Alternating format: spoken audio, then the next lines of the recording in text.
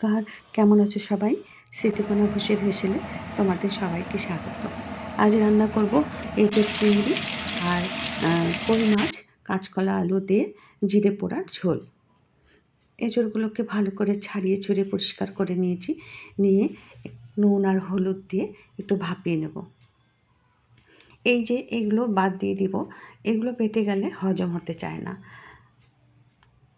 নুন আর হলুদ দিয়ে একটা আমি অল্প জল দিয়ে সামান্য একটু ভাপিয়ে নেব, কিছুক্ষণ ভাপিয়ে নেব। এঁচোড়টাকে ভাপাতে দিয়ে দিলাম। এদিকে পাশের গ্যাসে আমি কই মাছগুলো খুব একটা বড় না, ছোট। কাঁচকলাগুলোকে লম্বা লম্বা করে কেটে নিয়েছি, আলু কাঁচকলা এগুলোকে আমি তেলের পরে আগে ভেজে নিয়েছি, নিয়ে তুলে রেখে এবার মাছগুলোকে ভেজে নিলাম। নিয়ে মাছে আর কই মাছ আর মাছ দিয়ে আলু কাঁচকলা দিয়ে এবার আমি নুন হলুদ সব দিয়ে জ্বালাবো। বেশ ঝোলের পানসা ভাবটা কেটে যাবে, আর যতটুকু আমি ঝোল রাখবো সেই পরিমাণ ঝোল যখন হয়ে যাবে তখন আমি এবার নুন হলুদ দিয়ে আমি করব। এই নুন দিয়ে দিলাম, একটু হলুদ দিয়ে দিলাম, দিয়ে একটু নেড়ে চেড়ে আমি ঢাকা দিয়ে রেখে দেবো। ঝোলটা জাল হয়ে যখন ঝোলের আস্বাদ ঠিকঠাক হয়ে আসবে, পানসা ভাবটা কেটে যাবে, তখন আমি একটা পাত্রে আমার ফোড়ন ভাজার একটা পাত্র আছে, তাতে আমি সর্ষের তেলে জিরে দিলাম, আর খানিকটা বেশি করে জিরে ভেজে আমি ব্লেন্ডারে বেটে রেখেছি।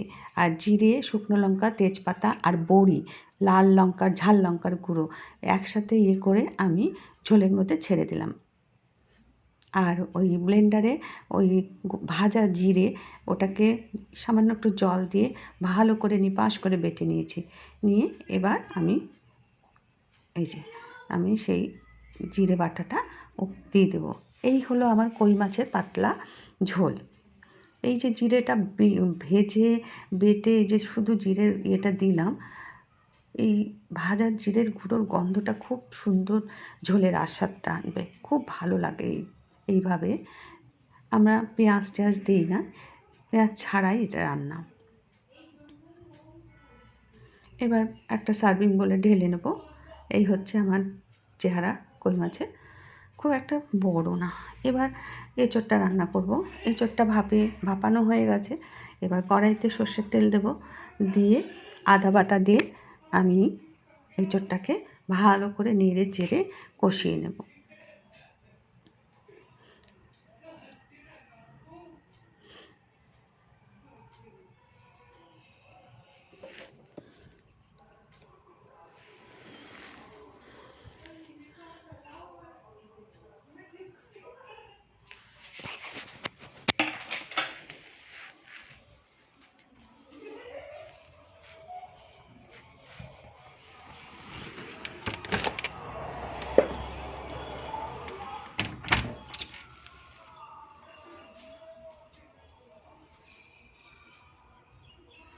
এঁচোড়টাকে তুলে নিব।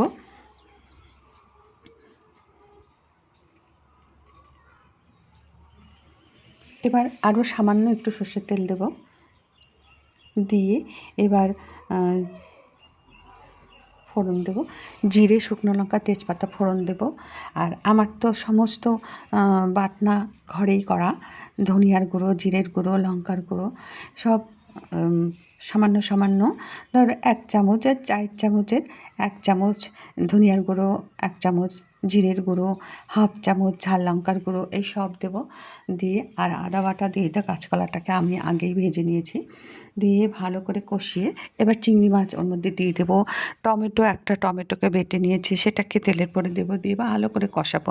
কষিয়ে আলু আর এঁচোড়টা এবার ভাজা আছে সেগুলো এবার মশলার সাথে ভালো করে মিশিয়ে নেব।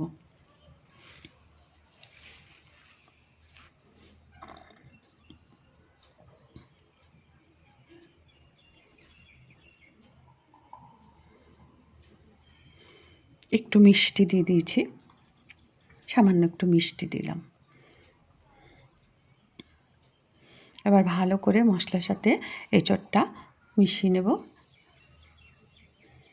দিয়ে এবার সামান্য জল দেবো, খুব একটা বেশি না, গামাখা গামাখা হবে। দিয়ে ঢাকা চাপা দিয়ে খানিকক্ষণ করব।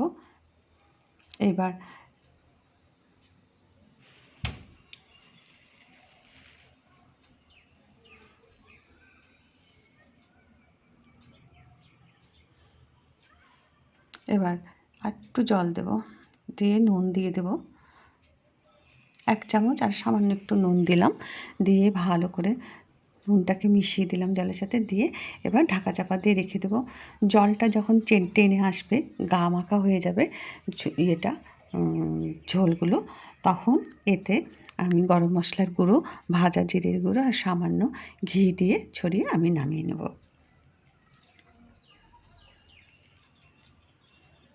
তৈরি হয়ে গেল আমার এঁচোড় চিংড়ি আর কাঁচকলা আলুর জিরে পোড়ার ঝোল।